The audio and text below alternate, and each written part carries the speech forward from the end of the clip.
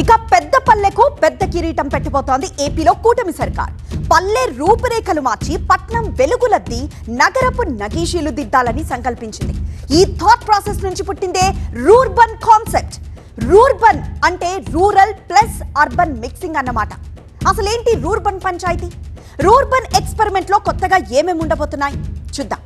ఏపీలో పంచాయతీల వర్గీకరణ ఈసారి మరింత కొత్తగా జరిగింది. జనాభా ఆదాయం ఆధారంగా త్వరలో నయా పంచాయతీలు ఏర్పాటు కాబోతున్నాయి.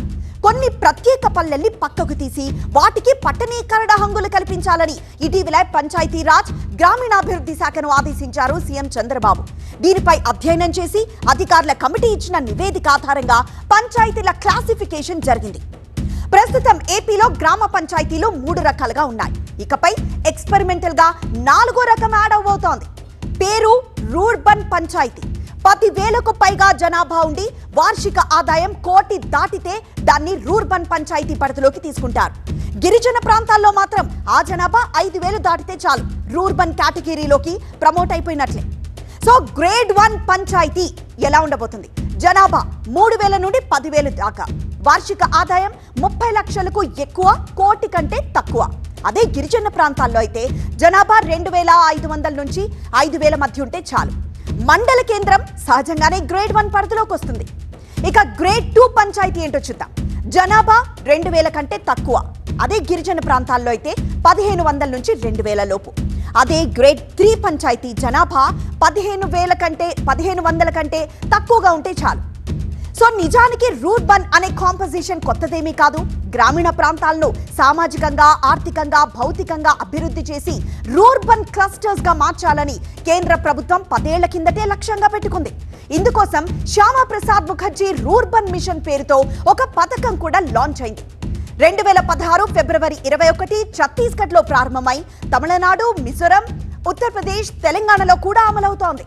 15 నుంచి 20 గ్రామాలను కలిపి ఒక్కటి చేసి 30 నుండి 40,000 జనాభాతో పట్టణ తరహా వృద్ధిని సాధించేలా క్లస్టర్స్ ను అభివృద్ధి చేస్తారు. స్థానికుల్లో నైపుణ్యాభివృద్ధి, ఉపాధి కల్పన, పారిశ్రామికీకరణ, రోడ్లు, నీరు, విద్యుత్ లాంటి మౌలిక సదుపాయాలు ఇవన్నీ కేంద్ర ప్రభుత్వ నిధులతో సమకూరుతాయి. రూర్బన్ ప్రక్రియ మొత్తం కేంద్ర గ్రామీణాభివృద్ధి మంత్రిత్వ శాఖ పర్యవేక్షణలో జరుగుతుంది. కానీ ఏపీలో కొత్తగా ఏర్పాటయ్యే రూర్బన్ పంచాయతీ వ్యవస్థకు శ్యామప్రసాద్ ముఖర్జీ రూర్బన్ మిషన్ తో ప్రమేయం లేదు. ఇక్కడ చిన్న గ్రామాల్ని కలపడం కాదు, పెద్ద గ్రామాన్నే రూర్బన్ గా ప్రమోట్ చేసి పట్టణంగా షేప్లు మార్చడం.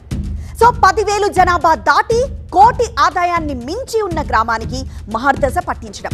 మరోవైపు కాంక్రీట్ జంగళ్లలా మారిన నగరాలు, పట్టణాల్లో జనం బ్యాక్ టు బేసిక్ అంటున్నారు. అంటే పల్లె వాతావరణాన్ని నోచుకోక పల్లెల వైపు చూస్తున్నారు. సో నగర శివార్లలో కృత్రిమ పల్లెల్ని క్రియేట్ చేసి దాన్నే రూర్బన్ కల్చర్ గా ప్రమోట్ చేస్తూ ఒక బిజినెస్ కూడా నడుస్తోంది. కానీ సగటు పల్లెకు పట్టణ నగీషీలు చెక్కాలన్నది ఏపీ సర్కార్ అమలు చేయబోయే నయా వెంచర్. సో 2011 సెన్సస్ ప్రకారం విభజిత ఏపీలో మొత్తం 22,300 గ్రామ పంచాయతీలున్నాయి. ఉమ్మడి విశాఖ జిల్లాలో అత్యధికంగా 3,000కు పైగా పంచాయతీలున్నాయి. 5,000 నుంచి 10,000 జనాభా ఉండే గ్రామాల సంఖ్య 1,788. ఇప్పుడు ఆ నంబర్ రెండింతలై ఉండొచ్చు.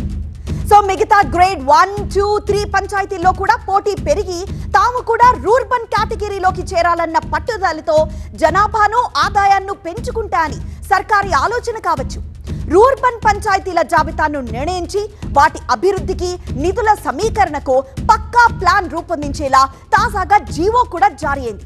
సో పెద్ద పల్లెకు మంచి రోజులు వచ్చినట్టేనా?